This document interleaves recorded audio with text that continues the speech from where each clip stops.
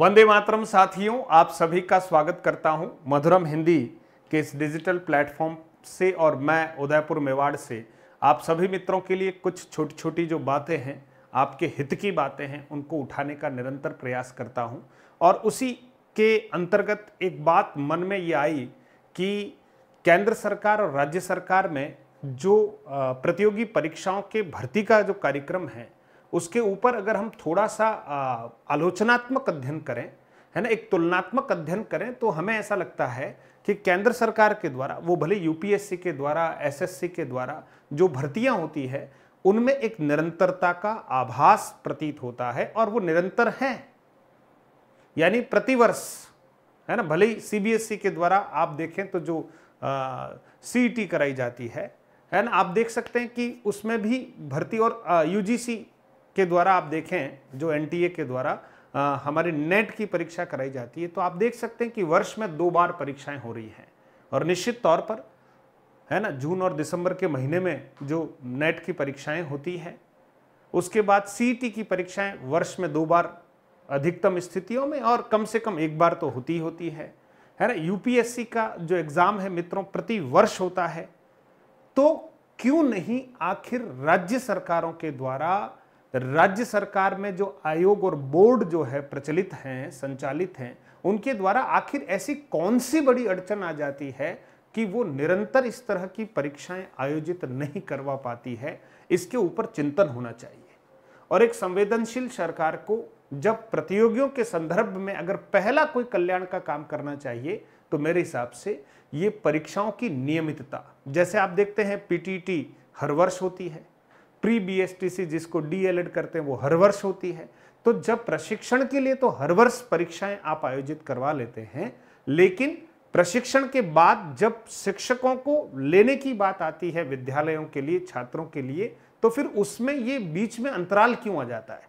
राजस्थान प्रशासनिक सेवाओं की अगर हम बात करें तो आप देख पा रहे हैं कि भर्ती जो है उसके इंटरव्यू अभी शेष है।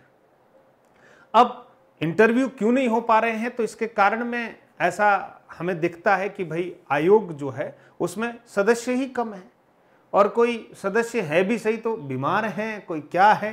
तो आप सोचिए, मुझे कभी कभी ये चिंता होती है कि आखिर इतने बड़े जिम्मेदार पद पर अगर किसी का चयन किया जाता है और स्वास्थ्य अगर उसका लंबे समय तक खराब रहता है और वास्तव में स्वास्थ्य का पाया बहुत कमजोर है, तो क्या उनसे वापस इस्तीफा लेकर, है ना, कोई नए व्यक्ति को वहां पर पदस्थापित नहीं किया जा सकता?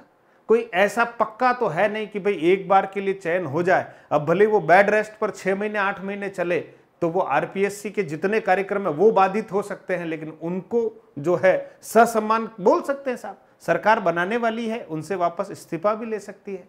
यानी राज्य के जो युवा प्रतियोगी हैं, उनके हितों की हमें चिंता करनी होगी ना।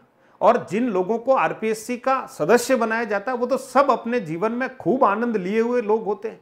उनको तो एक ऑनरेरी तरीके से, है ना, सम्मान देने के लिए ऐसे महत्वपूर्ण पद दे दिए जाते हैं, कई तरह के जातिगत संतुलन बिठाने के लिए, राजनीतिक संतुलन बिठाने के लिए। तो आरपीएससी और जो बोर्ड है हमारा अधीनस्थ बोर्ड, इसमें जो मेंबर्स वगैरह की बातें हैं, ये सभी बिल्कुल टाइमली फुलफिल होनी चाहिए, ताकि फुल बेंच हो, एनर्जेटिक टीम हो, है ना। ये बहुत परेशान होने वाले लोगों को आरपीएससी नहीं मेंबर नहीं बनाए सरकार तो ज्यादा अच्छा है, ताकि वो दुगुनी ताकत से काम कर सके। सब इंस्पेक्टर भर्ती परीक्षा का इंटरव्यू लगातार हो रहा है। आप सोचिए, जब इंटरव्यू में कैंडिडेट्स की संख्या ज्यादा है, तो बोर्ड को अपनी ओर से जो इंटरव्यू हेतु बोर्ड बनाने होंगे आयोग को, तो वो इसलिए नहीं बना पा रहा है कि अब 3 या 3 में एक कटारा साहब तो आनंद कर रहे हैं। तो आप सोचिए, अब तो 2 ही लोग रहे, तो जो 2-3 लोग हैं अध्यक्ष महोदय सहित, अब वो आखिर कितने इंटरव्यू लेंगे? इसलिए आरपीएससी के सदस्यों की संख्या को अगर कहीं बढ़ाना हो तो सरकार इसमें सक्षम है ना। आरपीएससी में जब भी अगर कोई सदस्य बनाने हो एनर्जेटिक, कोई जरूरी नहीं कि 65 साल से ऊपर का व्यक्ति होगा, 70 साल के ऊपर का व्यक्ति होगा, उसी को आरपीएससी का मेंबर बनाया जा सकता है ना। कोई युवा एनर्जेटिक व्यक्ति हो, ईमानदार व्यक्ति हो, ये सरकार को परख करनी पड़ेगी कि कौन ईमानदार है, कैसी व्यवस्थाएं, उसके ऊपर जो है वॉच करना होगा, बराबर उसके ऊपर ध्यान रखना होगा, क्योंकि उसको बहुत बड़ा जिम्मेदार पद दिया जाता है। तो उसकी जिम्मेदारी में अगर कहीं पर भी कोताही बरते तो तुरंत बैक टू पेविलियन हो जाना चाहिए। तो मेरा जो आज का इस वीडियो का मंतव्य है वो ये है कि क्यों नहीं रीट की जो पात्रता परीक्षा है वो हर वर्ष कम से कम एक बार कराई जानी चाहिए, क्योंकि सीईटी भी पात्रता परीक्षा है और ये वर्ष में 2 बार हो सकती है, तो कम से कम हम 2 बार नहीं तो कम से कम एक बार नियमित कराएं, ताकि जो प्रतियोगी हैं उनको एक टारगेट समय रहते मिलता रहे और वो उस टारगेट को अचीव करने के लिए एक निरंतर प्रयास करें। और रीट मेंस प्रतिवर्ष कराई जाए, पद कम ज्यादा हो, जितने रिक्त हो उसके अनुसार भले वैकेंसी निकाली जाए, लेकिन प्रतिवर्ष होनी चाहिए। राजस्थान प्रशासनिक सेवा, एग्रीकल्चर सुपरवाइजर भर्ती है ना, और दूसरा सब इंस्पेक्टर भर्ती और अन्य जो भर्तियां हैं उनका कैलेंडर अगर जब जारी कर दिया जाए तो कैलेंडर जारी होने का मतलब है कि इनको तय समय में हमें पूरा करवाना है ना। राज्य पात्रता परीक्षा है, अब आप देख लीजिए राज्य पात्रता परीक्षा यहां वर्षों में होती है ना, वर्षों में पात्रता परीक्षा 2012 में पात्रता परीक्षा हुई, अब 2023 में राज्य पात्रता परीक्षा हुई। आप समझे मेरे कहने का मतलब, अंतराल इतना, और वहां हर साल जो है वर्ष में 2 बार नेट होती है। तो आखिर राज्य के जो प्रतियोगी हैं उनका दोष क्या है, और क्यों नहीं राज्य का सिस्टम इस तरह से सिस्टमेटिक परीक्षा करा पा रहा है। तो रीट प्रतिवर्ष होनी चाहिए पात्रता परीक्षा, रीट मेंस भी प्रतिवर्ष होनी चाहिए, क्योंकि जब प्रतिवर्ष बीएसटीसी और पीटीटी है तो रीट भी प्रतिवर्ष होनी चाहिए। अब बात आती है मित्रों की रीट 2024 जो है उसकी वैकेंसी कब तक आएगी।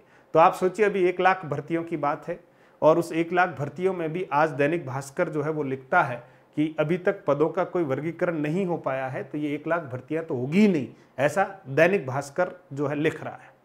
क्योंकि दैनिक भास्कर ये कह रहा है कि सितंबर में जो है आचार संहिता लगने की पूर्ण संभावना है, और जब आचार संहिता लग गई तो कार्यक्रम समाप्त, फिर तो सरकार कुछ इस तरह का काम कर ही नहीं पाएगी।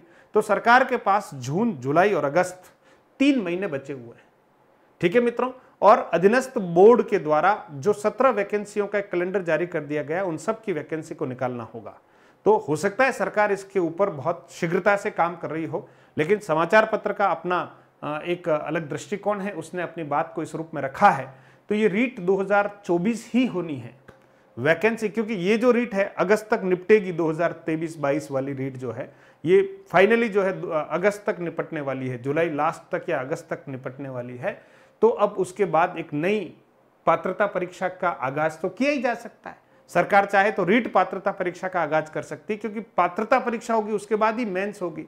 तो आप मान के चलेगा कि ये जो रीट मेंस की और बात अगर अपन करते हैं या पात्रता परीक्षा की भी अगर हम बात करते हैं, तो ये 2024 तक जाने वाली है। इसलिए अगर सरकार बहुत अच्छे से कैलेंडर बनाकर इन परीक्षाओं को बहुत अच्छी तरह से आयोजित करवाएगी, तो निश्चित तौर पर जो हमारे बेरोजगार युवा साथी हैं उनके मन में ये पक्का होगा कि मुझे किस समय कितना कैसे है ना, और कितने लंबे समय तक मुझे कंपटीशन की तैयारी करनी है।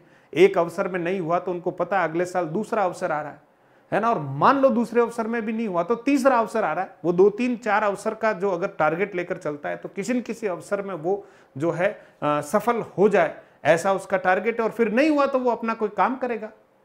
लेकिन यहां तो पता चल रहा है कि एक परीक्षा हुई 2022 में, अब पता नहीं अगली परीक्षा 2024 में हो, 25 में हो, 26 में हो, ये पता ही नहीं है। और राजस्थान प्रशासनिक सेवा की जो भर्ती आने वाली है कब आएगी आप सोचो। इंटरव्यू नहीं हुए पिछली वाली भर्ती के, तो अब अगली वाली भर्ती कब आएगी इसका कोई भरोसा नहीं। और बच्चे जो हैं कब से ही कोचिंग कर रहे हैं या तैयारी कर रहे हैं। तो आप सोचिए, आईएएस की तैयारी करना ज्यादा ठीक है, आरएस की तैयारी करने में वर्षों लग जा रहे हैं, और यहां बच्चा 4 साल 5 साल तक तैयारी करता है, एक बार राजस्थान प्रशासनिक सेवा देने का अवसर मिल रहा है। और उधर हर वर्ष आईएएस की परीक्षा अगर वो दे रहा है तो हो सकता है अगर पूरा दमखम लगाए तो वो आईएएस की परीक्षा में उत्तीर्ण हो जाएगा। तो मेरा आग्रह भी है। और दूसरा, आप मांग करें। खास बात यह है कि आप मांग करें, और मांग करने के हमारे पास कई सारे तरीके हैं।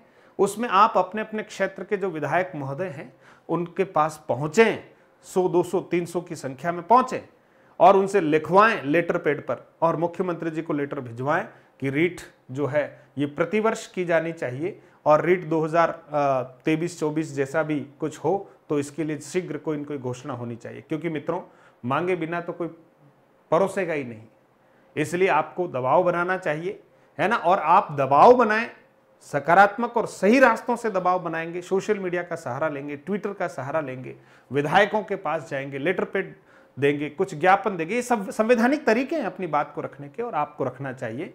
इसलिए मैं शुभकामनाएं देता हूं कि आप तैयारी करते रहें और ये परीक्षाएं अगर बिल्कुल सही टाइम पर और नियमितता से होगी तो हमारे प्रतियोगी को जो मानसिक रूप से एक प्रताड़ना झेलनी पड़ती है उससे जरा राहत मिलेगी। मित्रों, अन्य किसी महत्वपूर्ण मुद्दे के साथ हम मिलेंगे। तब तक के लिए आपको अगर ये मेरी बात सही लगी हो तो अन्य मित्रों तक जरूर पहुंचाइएगा और पहली बार अगर आप इस चैनल पर आए हैं तो इसको लाइक शेयर सब्सक्राइब जरूर कीजिएगा। जय हिंद।